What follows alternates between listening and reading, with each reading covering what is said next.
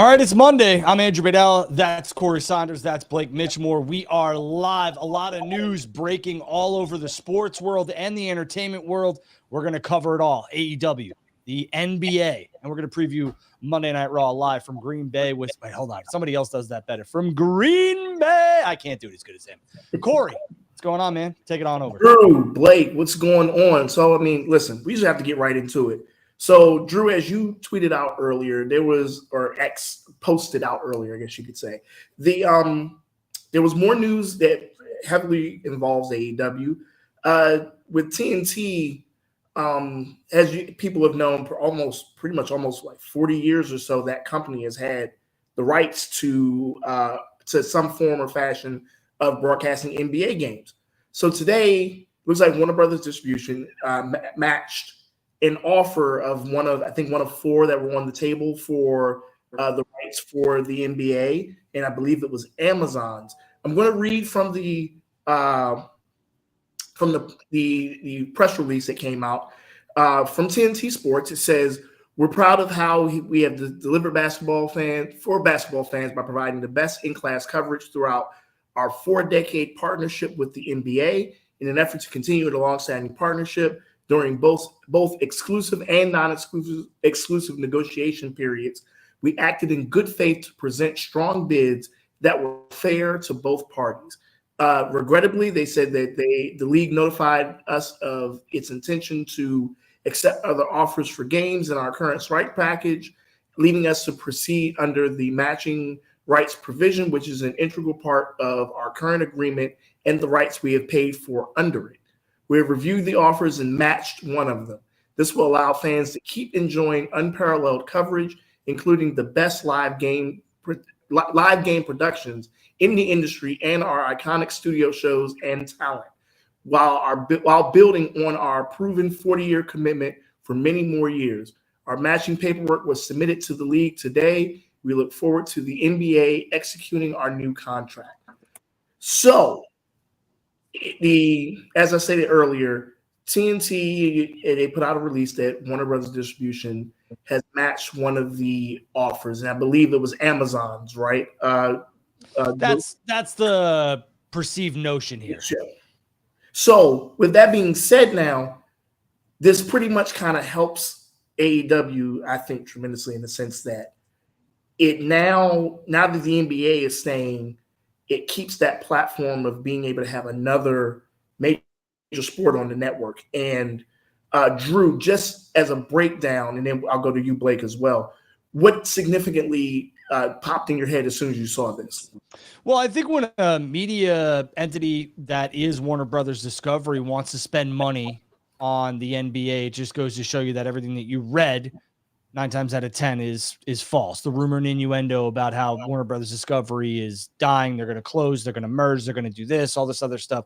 What they needed to do today is they needed to match the offer, which they did, which shows that they are still trying to hold the NBA media rights. Now, I think there's a possibility that this still leads to them not having the NBA, them being Warner Brothers Discovery, not having the NBA. I believe it's the 3rd-tier package, Blake. Is that correct here with like some odd games? I believe that this is all a play. I don't believe that Warner Brothers Discovery is going to end up with the NBA package. If they do, then it's a win-win. At the end of the day, I believe this whole thing is everyone sat down at a table from Warner Brothers Discovery and was like, listen, let's match this. Because even if they take it, we get what we want. And if they don't match it and they go with Amazon, I believe they could sue the NBA for something and get some dough to buy some other media rights entities. That's interesting because I didn't even think of that as a possibility, but obviously you and Blake did too. Blake, same question to you. What was on your mind initially when you saw this pop out? I mean, really, honestly, to me, this is a non-story in terms of AEW. I don't think this has a big effect one way or the other for them. They were going to get a deal before. They're going to get a deal after. I think most likely the deal is already done.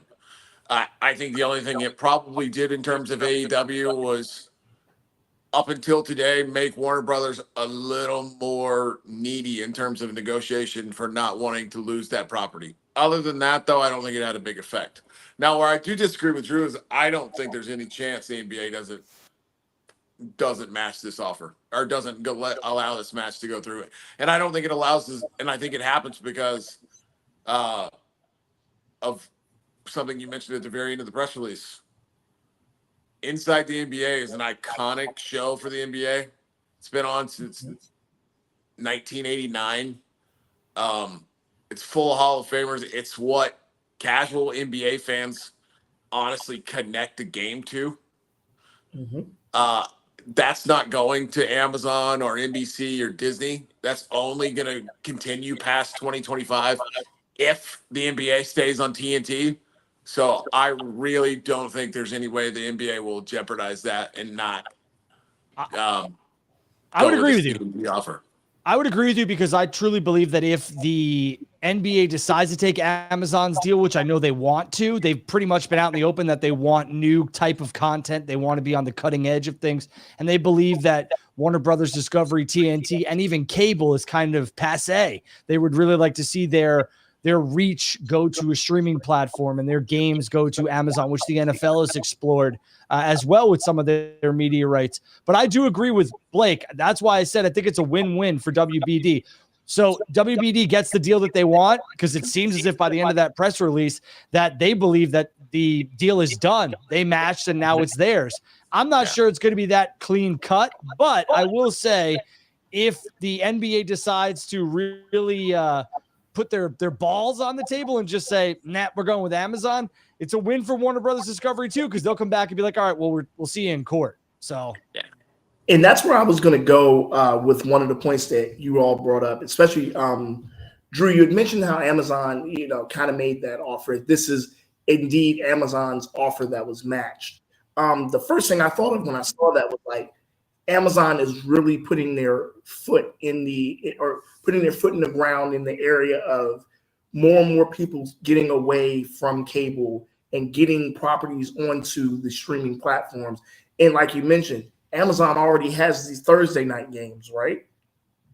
Yeah, and they have playoff games now too. Yes. So and I want to say that deal for that is what, a couple, 4 or 5 years or 10 years, something like that. Yeah, and they paid a boatload of money for it. Like, it's not like Amazon doesn't have the money, but they paid a boatload of money for it. Well, again, it's funny, right? Because you mentioned this, getting away from cable, but now they have packages for these streaming platforms, Netflix, Peacock, and I believe it was right, but it's like 3 streaming platforms. So it's basically cable. You're basically paying for cable again. It's just on streaming platforms. It's just 100%. Hysterical how they're packaging it. But yeah, I mean, we are getting away from cable. My house is completely cable free. We're on YouTube TV because it's more affordable than your traditional cable. But we're also looking at it from the perspective of we have to have Netflix now, Peacock, Amazon Plus. So basically, it's the same cost as cable, truthfully, at the end of the day. But the one thing to think about in terms of this is they can still, with taking this Warner Brothers deal,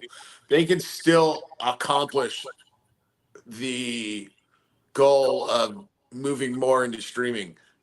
What's to say that these games aren't simulcast on Max in this deal? What's to say that they're not the Disney portion is not simulcast on ESPN Plus or Disney Plus? Yeah. What's to say NBC bought into it? What's to say those games can't be simulcast on Peacock?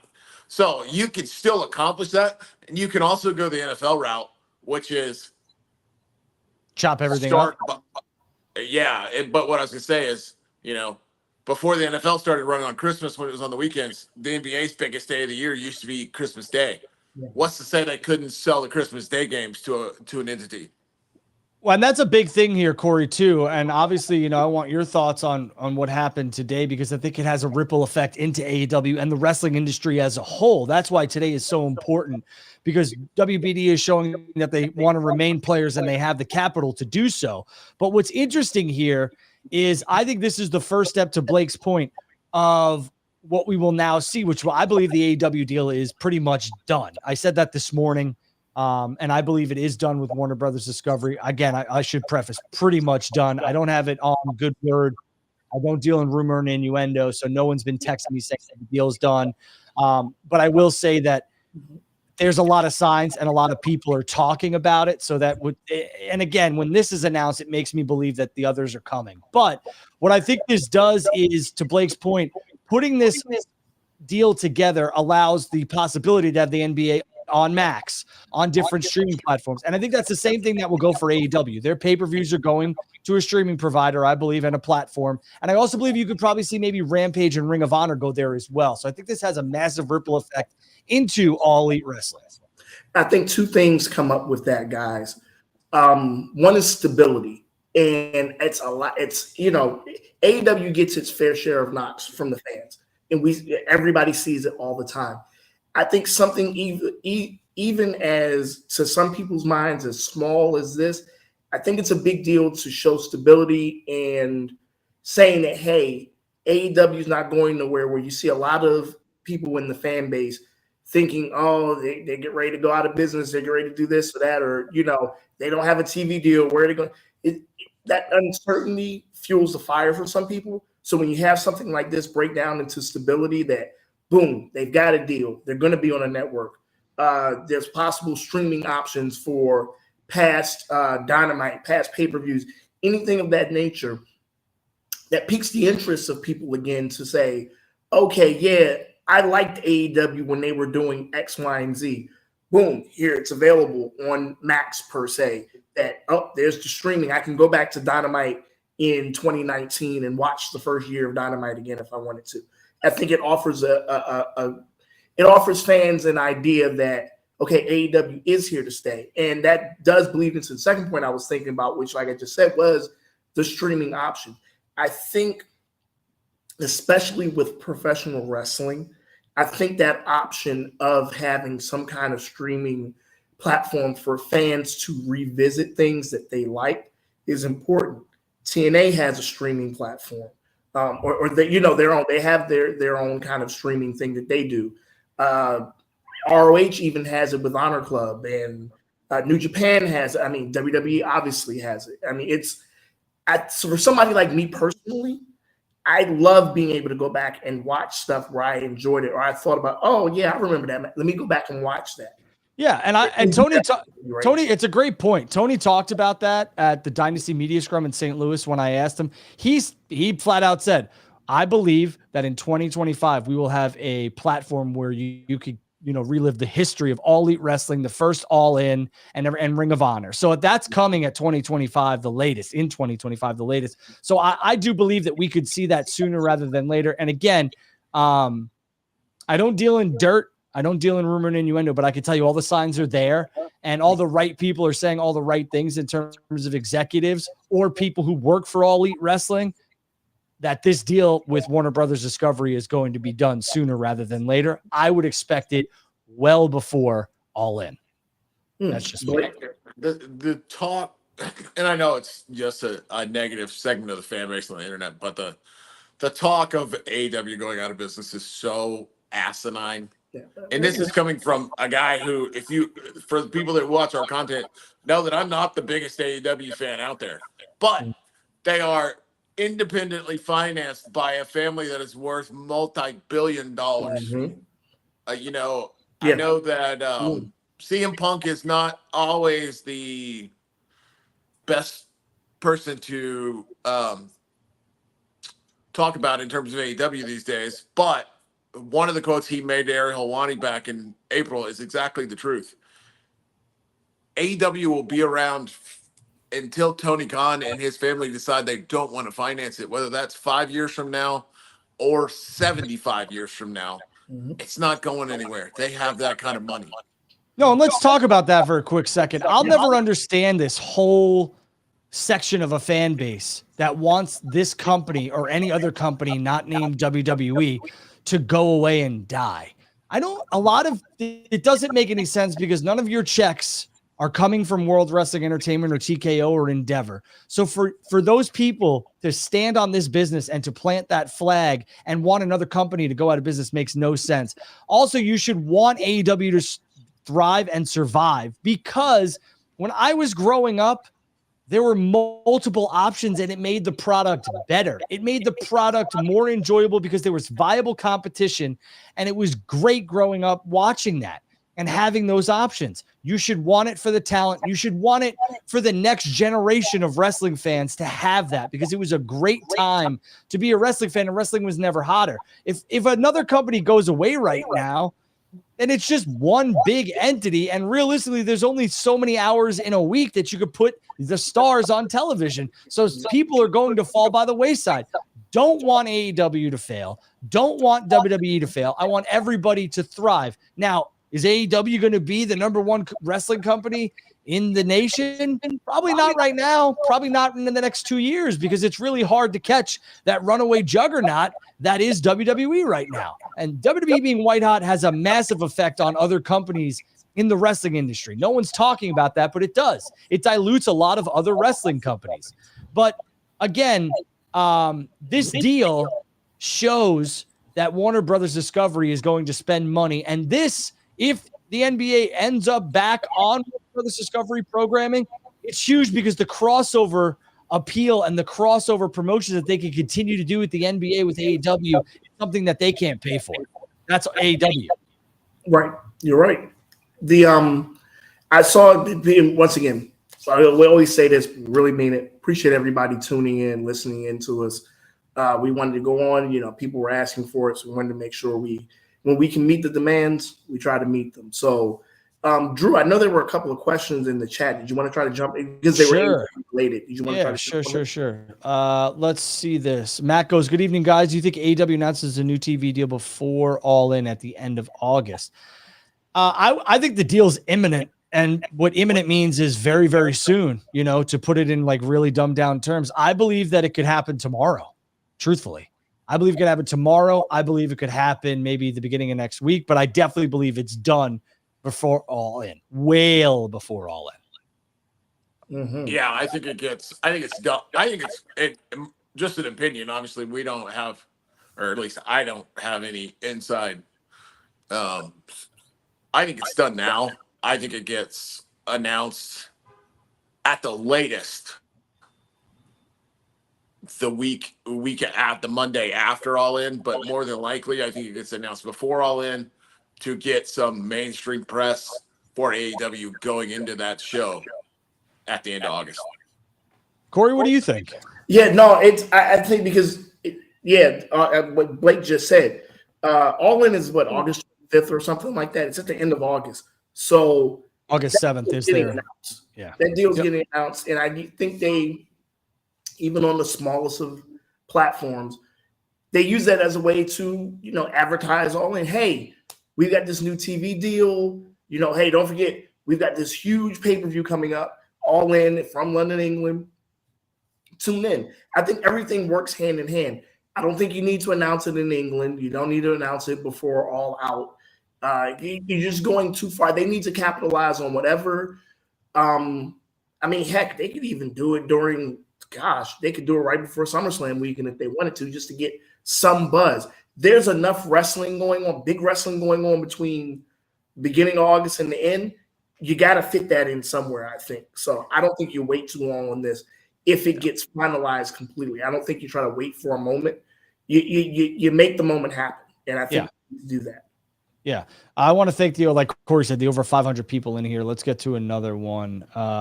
Nick says, fellas, glad to see you boys. Hey, Drew, when do you boys get to the AEW media rights portion? If you guys could address the production cost cutting that's happening. Nicholas, sure. Listen, the Collision, quote unquote, cost cutting production is a very smart move for them. The esports venue in Arlington is something that I'm going to be checking out here this week. I'm flying to Texas on Thursday. I'll be there for Ring of Honor and AEW Collision. And I'm excited to see the production and how they did this building, truthfully, because it's a very unique building. I know a lot of people made a big deal about the song, Elton John's Saturday Nights Are Right to Fight, that song or whatever. And I think people were mad that the song is gone, which to me is nuts, because at the end of the day, like, it's very expensive to license an Elton John song. And realistically, this also helps them if for some reason AEW wants to move Collision off of Saturday. They don't have a song that screams Saturday every 5 seconds of the song. So that's another portion of it. It's also a lot cheaper to not have to have Elton John's licensing fee for a show. Again, Collision was created for one man. That's been stated over and over again. And I believe that he had a heavy influence in maybe the song Joy. So I think maybe they're trying to distance themselves from that. And the cost-cutting production, the esports venue is state-of-the-art. And I think it's perfect for Collision. Collision is not Dynamite, and Collision doesn't draw like Dynamite realistically. So why keep putting Collision in 12 to 15,000 seat arenas when you can get the same type of production that you would get at those buildings in this 1,200 seat building? And granted, it doesn't look like a giant building, but at the end of the day, the building was at 50% capacity at best for some Collisions more recently. So I love what they're doing with AEW and Collision. Yeah, I 100%. I 100% agree. I thought the show looked great Saturday night. I thought it sounded great Saturday night. And look, at the end of the day, you're running a business. The goal of a business is to make money. And the other reality of this fact is AEW, we talk about WWE. WWE's white hot. WWE's staying white hot for a while. Probably through the end of 2025 because of the John Cena tour. So if you're AEW, you kind of got to just ride this wave out. And why not? If you're not going to sell buildings out, why not run smaller buildings that your show sounds a hell of a lot better in, because the sound's not bouncing off of empty walls in a 15,000 seat arena, and it looks better in because it's full aesthetically from the viewership. Yeah. So I have no issue with it whatsoever. I thought it was smart before I saw it. I thought it was extremely smart after I watched it, because the way it looked and sounded, it makes their show more appealing from a viewership standpoint.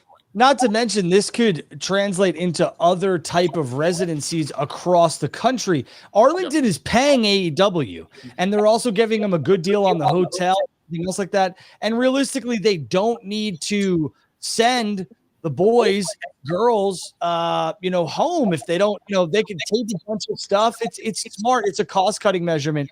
I think it's very smart on AEW's part. If you could get paid to run shows, WWE, gets paid to bring their big shows because they have been in business for over 50 years. But WWE did their Raws for the Manhattan Center because it was the most viable option in terms of cost and production that WWE could have in the 90s, and still say they were from New York City. They didn't have to book the Garden, and they didn't have to book, somewhere else. They just went to the Manhattan Center. It's smart. Or for years before they got white hot, they used to tape 2 weeks of TV every Monday.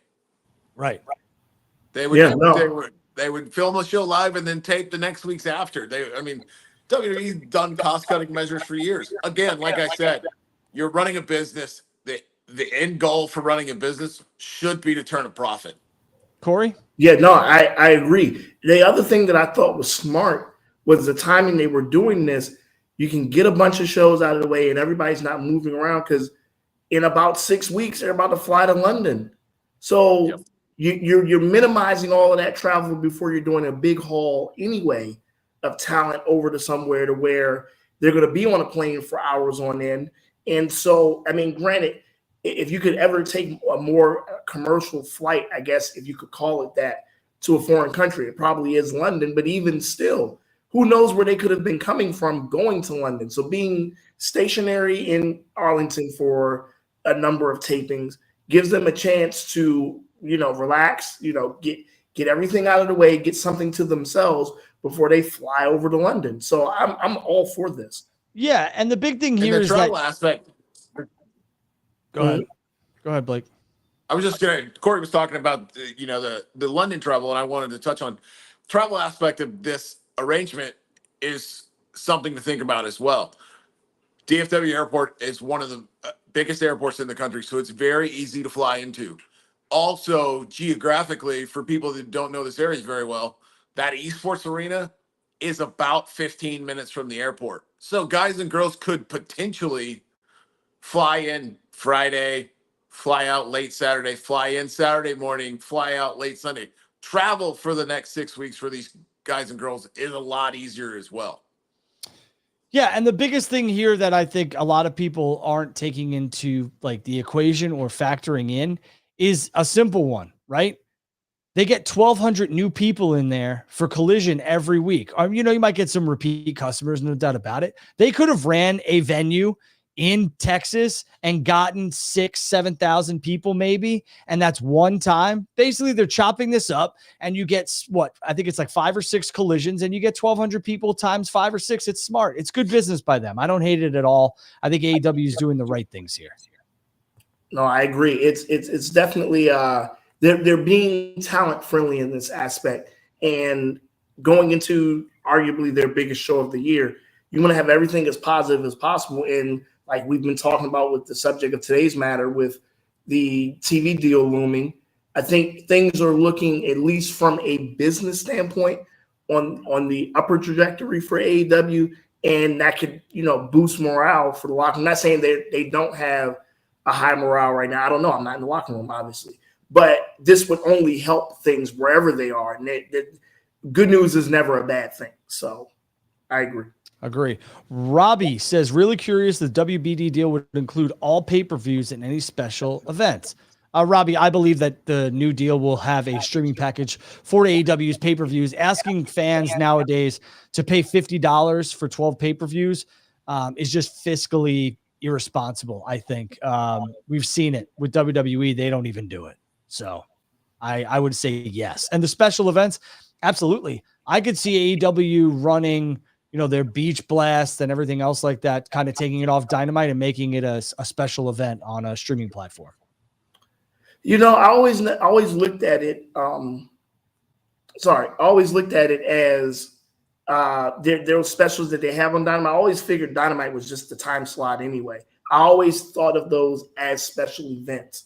Like something AEW does well to me is that when they say it's, I'm just, Beach Blast, Fight for the Fall, whatever these, themed Dynamites are perceived to be, I don't even think of them as Dynamites, because they do a good job of making them feel like they are, for the WWE, like it's a Clash of the Champions or something like that. So I think they do a good job of that. I really do. Hey, and maybe if it's on Max, they'll actually do Beach Blast from like a beach town and not Chicago moving forward. Right, when it was like 25 degrees. Yeah. Mr. Fair says, so we're just going to keep saying it's close with no proof. Why do you think it's done now? Yes, sorry, I'm late. Work sucked. Listen, again, numerous factors. The WB deal, AEW deal, I believe, is very, very close to being done. If not already done, they're just hammering out the final details, and it'll be announced shortly. There's a lot of smoke here to this fire, and I'm not going to sit here and talk about it for the next hour because there's just so much to unpack. But with the NBA and WBD matching, it's big. It shows that WBD is not messing around. Even if this deal doesn't happen, if Warner, Warner Discovery does not get the NBA media rights, which I agree with Blake, I think would be catastrophic, because the NBA then knows that they're going to pay a company to just go away. I just don't think that's a viable option. But if they decide to really, put their balls on the table, for lack of a better term there, then I think WBD makes out like bandits too, because they'll go spend that money elsewhere. So the AEW deal is might not be the focus right now for Warner Brothers Discovery, but they very much value that relationship. But WBD and AEW value that relationship.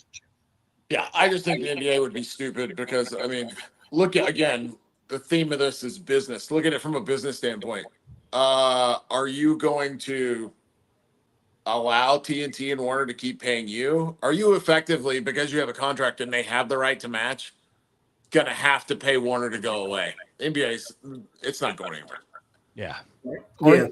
Yeah. No, I agree with you guys. I think it comes to a point where, like we've been mentioning earlier, that thing of, like I mentioned, that they don't have to pay, pretty much, that TNT don't get this, that it's going to be a situation where it's going to cost them regardless.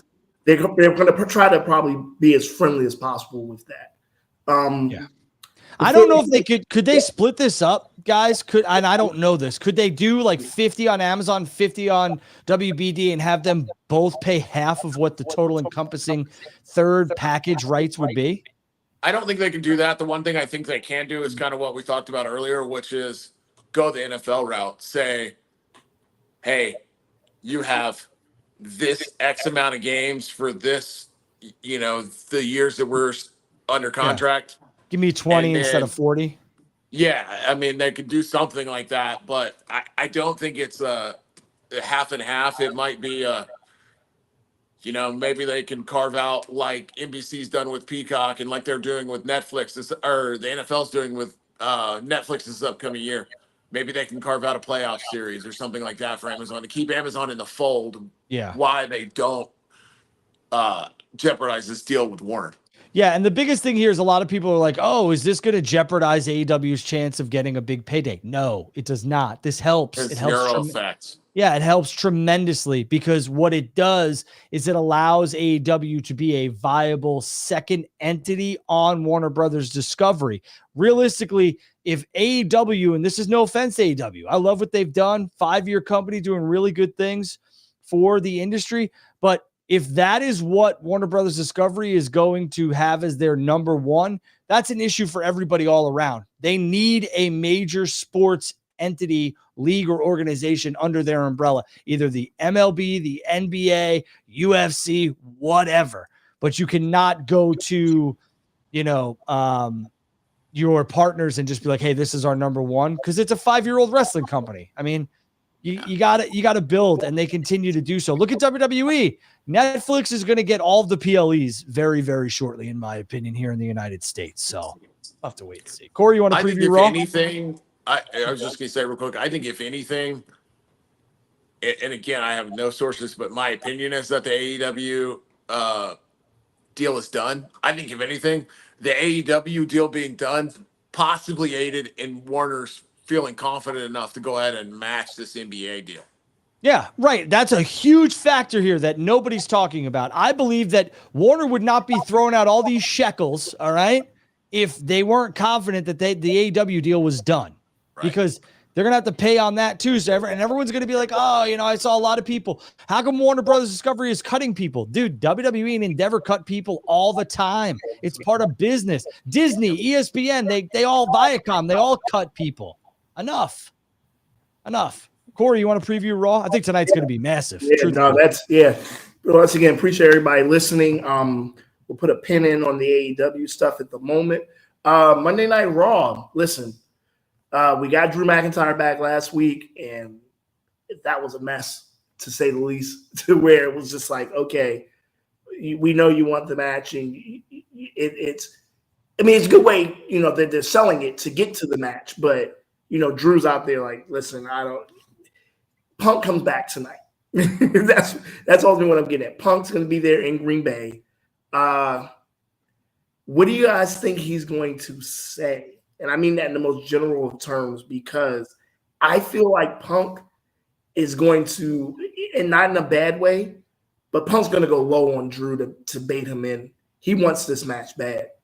Yeah, Corey, I think it's interesting, right? Because the rumor that everyone's talking about is that Seth Rollins is going to be the special guest referee for this match at SummerSlam, which I think becomes official tonight.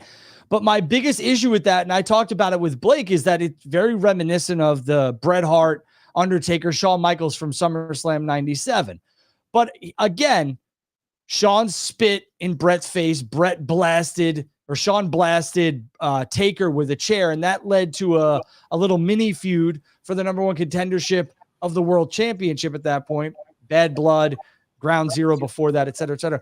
I don't know where this goes if Seth is the referee, truthfully. Like, I just don't know where this feud goes. Like, are we just having random triple threats for the sake of triple threats? Because Bad Blood to me screams CM Punk and Drew McIntyre in Hell in a Cell. But what is Seth's involvement, truthfully?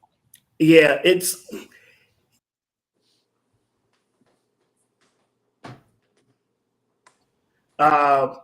going to be interesting because, like you mentioned, the rumors are going around that Seth could be the, special guest referee, things of that nature. Seth, one of the things I noticed when they did the promo with him and Priest in the back, that furthering along of a couple weeks ago when they were saying, Priest said, hey, I appreciate you holding up your end of the deal, but the gentleman agreement is off. Whenever I'm done with Gunter, you can have your rematch for the World Heavyweight Championship. So Seth's essentially right back in the title feud anyway. I like how you tied in 1997 to that because it has very similar features with that. And now you're not, like I said, they're arguably their top babyface right now. You're not, other than CM Punk, you're not leaving him off of SummerSlam. Whether it's a match or not, you're not leaving him out. So how they factor him in is going to be very important. Right. Like, Seth's got to be on the cards going forward, right? For, Bash at Berlin and then Bad Blood. So where does he factor into this? Mm-hmm. No, you're right. Blake, go ahead. Yeah, I mean, I think the biggest thing that comes out of tonight is that the CM Punk and Drew McIntyre match is official. You're going to finally hear that CM Punk is cleared and ready to go. We're 2 weeks out from SummerSlam. That match isn't official yet, even though everything looks to that happening. As far as the Seth thing goes, I mean, I agree with you guys. I think you're right. The tea leaves point towards Seth being the referee at SummerSlam. But what Drew mentioned is correct. Mm-hmm. If they're following that 1997 timeline, Seth's turning heel, essentially. It's switching to Seth and Punk after, or Seth and Drew after SummerSlam, which is weird because they've been building Drew and Punk for damn near a year now. So I'm interested to see where they go after this because that using that as your timeline or your motivation doesn't work clearly. I mean, unless you completely throw a wrench into it, unless you're going to do triple threats. So I'm interested tonight to see what happens. Let's also talk about this, Corey. I know you saw the news, Blake. I was actually talking to you when the news broke. Damian Priest is getting an event, a standalone event in Cleveland during SummerSlam weekend to watch a screening of his 24 documentary. Does this potentially mean that Priest is holding on to the World Heavyweight Championship at SummerSlam? Corey? So it's interesting because it's the same place that they're having on the night before Sami Zayn. So for those people, you got to potentially if you're trying to hit everything that weekend, you got Sami Zayn Friday night, you had Priest's Saturday morning at 12, and then Undertaker's at 1, I think, or something like that. I think Taker's at 2, and Priest is at like 1 or something like that. And then so your Saturday, your Friday, you're getting no sleep. But Undertaker's at 1 on Saturday. Yeah. So you got to pick and choose. But I thought it was interesting that you with that Damian Priest documentary also being added in. Priest is Friday, Taker Saturday.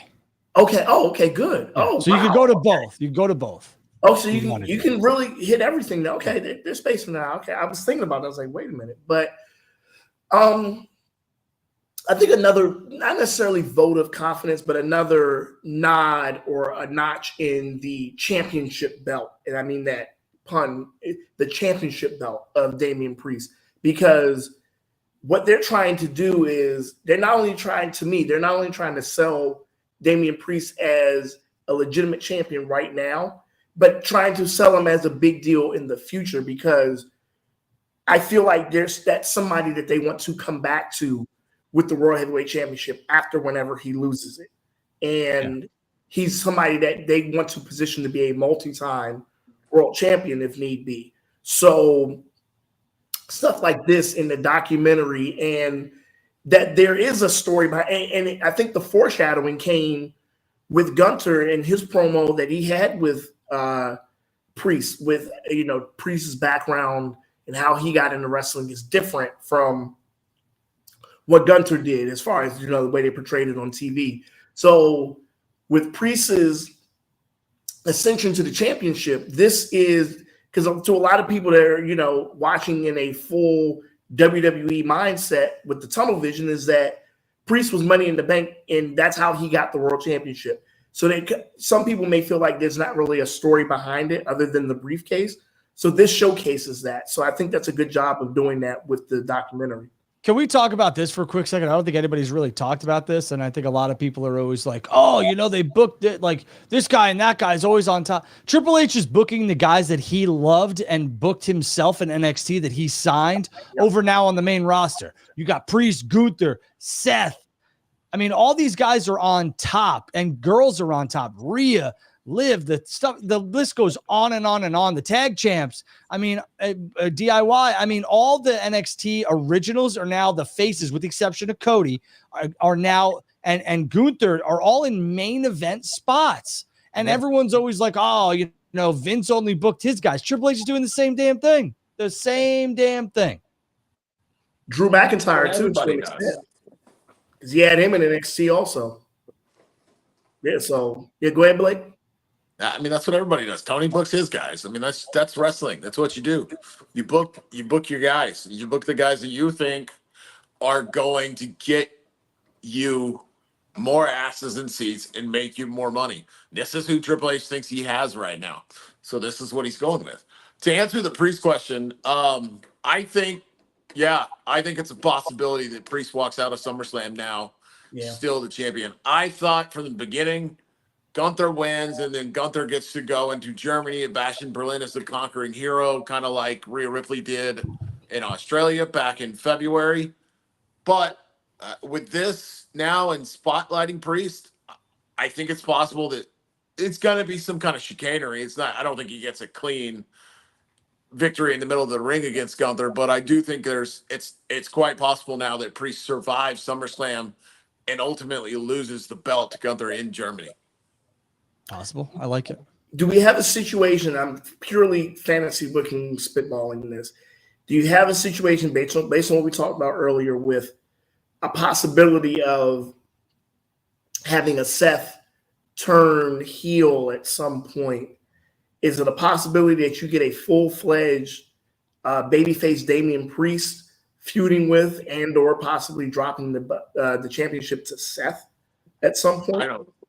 I don't think so. I think they're setting Gunther up personally. I don't think Gunther. I don't think we get out of the month of August without Gunther being the world heavyweight champion. It's just a matter of whether it happens in Cleveland or it happens in Germany. Okay, all right. No, just throwing that out there. I don't think it's a bad idea. I just think that's where. No.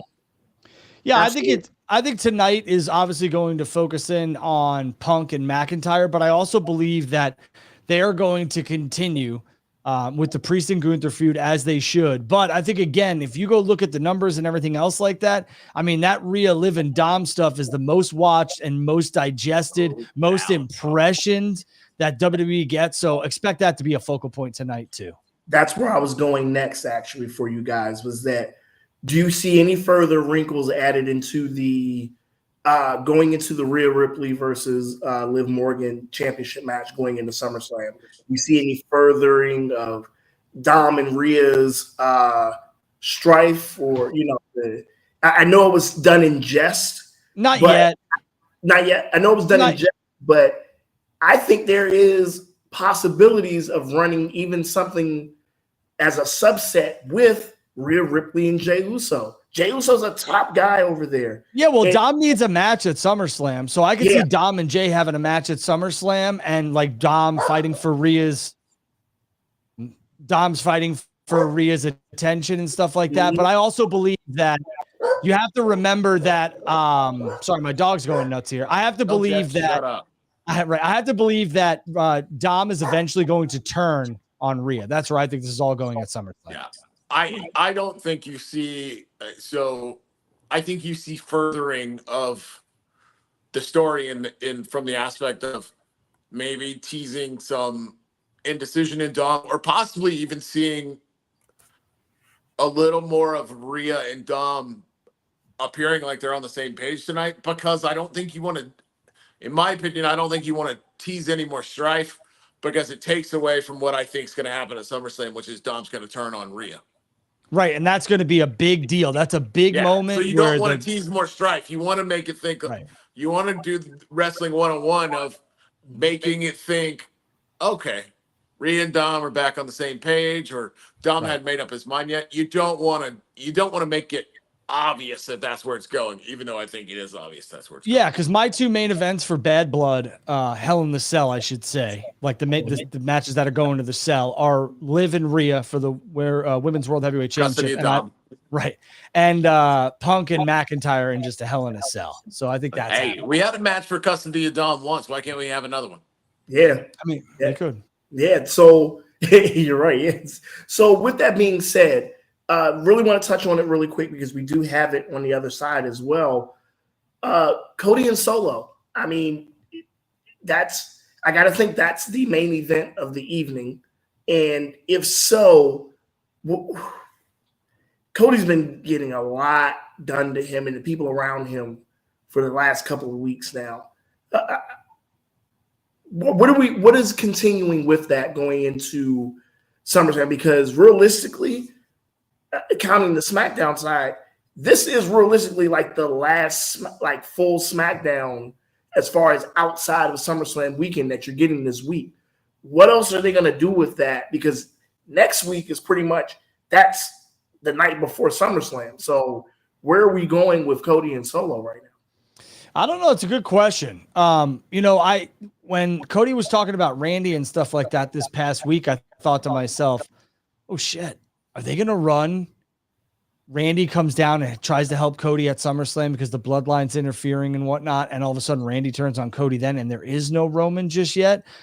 Could that be? I don't know, but all signs seem to point to Roman possibly returning at SummerSlam. Right. But this Randy wrinkle has me a little intrigued. So I don't think they'll add any more seasoning on this feud come this Friday. But if Randy shows up this Friday or next Friday, then I think Roman's almost a guarantee on SummerSlam Saturday. I would agree. I think the Randy thing is not at SummerSlam because I think that's when you take the divergent path of Solo and Roman and you go to Randy and Cody at that point. So Cody's got to have something to do. Yeah, I mean, right now, I could be wrong. It's happened a couple times before, not very often, but I think that Cody beats Solo at SummerSlam because the Bloodline has taken out Roman. They've taken out Kevin Owens now. Oh my God, who's gonna help Cody?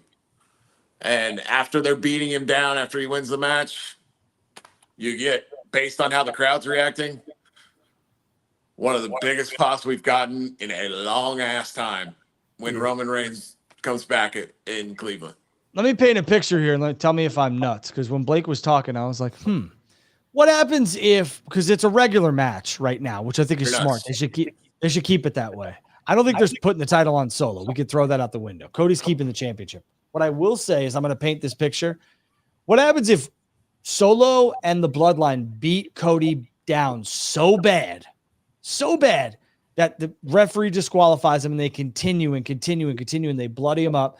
You get Jimmy Uso's music first. Whose side is he on? Runs down, makes the save. They beat the holy hell out of him too. And then you get Roman, because then the crowd's here and then all of a sudden you get Roman and it's like bang through the roof. I don't hate it, but man, I think if Jimmy's music plays, that's a fart in church. Well, I think everyone's gonna be like, "Where's Roman?" But you haven't seen Jimmy in 4 months now. I agree with you that I think it makes the Roman pop even bigger after. But man, dude, if I'm sitting there in Cleveland and freaking Jimmy's music plays to come save Cody, I'm like, all right, I'm out of here. Let me fucking walk. I'm done. Right, but that's the whole point. People will be like, yo, what? They'll pop, but people will be like, yo, really? No Roman? Then all of a sudden it's Roman. It's like, nah, it was kind of like WrestleMania. I mean, you had Cena, then Taker, it was, I don't know. I don't know that you can pull that WrestleMania scenario off very many times.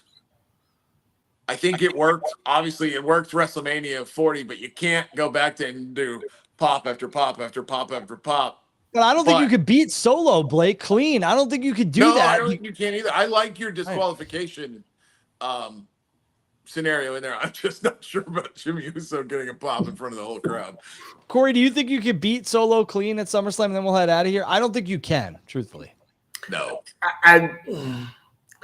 I think you're not going to beat him clean. Will he get a pin on him? Yeah, I think so. I do think he pins Solo. It may lead to another match because you're going to get ABC XYZ outside of the ring. But will it happen like clean as in boom, Crossroads done with nobody interfering? No, I don't think it's that. Yes, so SummerSlam is going to be interesting. Once again, we do appreciate everybody listening in. This was an impromptu show, so if you ought to jump on and support, we really appreciate that. We'll be, these guys are going to be on Wednesday night, Drew and Blake after Dynamite, so make sure y'all definitely tune into that. And if time permits, the three of us will be live on Friday. Yes. Blake will be in Dallas, so will I, and Corey will be in, where he's at. I won't disclose his location, but if we can get a show done Friday afternoon after 1 o'clock Eastern, I think we might be able to get that done because Blake and myself will be headed to Ring of Honor, Death Before Dishonor. So yes, y'all will did. So yeah, I know Drew's dance card is full with the events he's going to. I will be in Cleveland for SummerSlam. I'm leaving next Thursday, so I will be there, and Drew will be there as well. So we're going to have a lot of coverage coming up. So me and Corey will be on site for all you guys. And yes, we'll be on site. Drew and myself will be on site in Cleveland at SummerSlam. So, and Drew and Blake will be on site for Ring of Honor and AEW coming up. So we're trying to make sure we provide the best possible coverage to you all, and we really looking forward to that Wheeler Yuta versus Lee Moriarty match. Man, I think it's cool that the Von Erichs are included on that Death Before Dishonor card. I think that's really cool that the Von Erichs are going to have a moment in Texas with AEW / Ring of Honor. I love it. Nothing's going to top Drew, take us away, man. Yeah, make sure you follow me. I'm at Andrew Vidala. Make sure you follow Blake. Make sure you follow Corey. Corey does a show on Tuesdays with Mimi and Justin.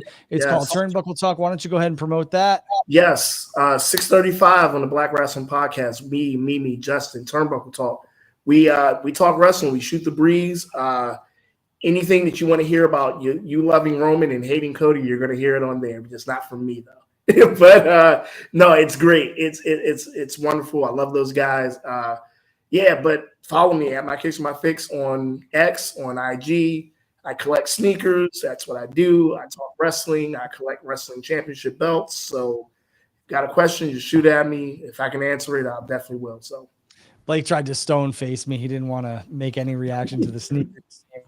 But Corey does have every shoe you could ever think of, and he has every belt. Last week, he showed us the Money in the Bank exclusive championship from Toronto. I look forward to seeing what he comes up with and what he comes home with from Cleveland and SummerSlam. So side plates, that's it. Yeah, there you go. I promise you. Make sure you follow Final Bell Media on YouTube. Hit that notification so when we go live, you'll know. Make sure you like, subscribe, and follow. Blake, follow him. He's my Wednesday night partner for Dynamite. It's the yin and yang. Blake is not the biggest AEW fan, but he enjoys good professional. Pretty positive lately, man. You have. That's true. Very much. Hey, real quick, I just want to I'll answer Nick's question really quick. I know you jumped that in. Real quick. Listen, when WWE books, for me, yes, I always love to see the advancement of my race on the television, of course. But at the same time, for me, if they're putting on a good product, as long as they're putting on a good product for me, I'm satisfied. But yes, I'm always here for. I didn't hear what MVP says, so I can't comment on that. I'm not sure. But yeah, do I think the Hurt Business should last longer? Just for me, absolutely. I don't. To this day, I still question how you get rid of that. I mean, I really do. But it's not my business; it's theirs. I can't say, but so much I do. Obviously, I think I have a vested interest in it because I buy tickets and do all of that into it. So yes, do I want to see certain things? Yeah, but I have to let it play out because it's not. I'm not in the company, so I can't do too much about it. So. But yeah, I'm always here for it. I want nothing but the best for the people that are the same as me in WWE, and I think they could do more, of course. But we'll have to see. Time will tell.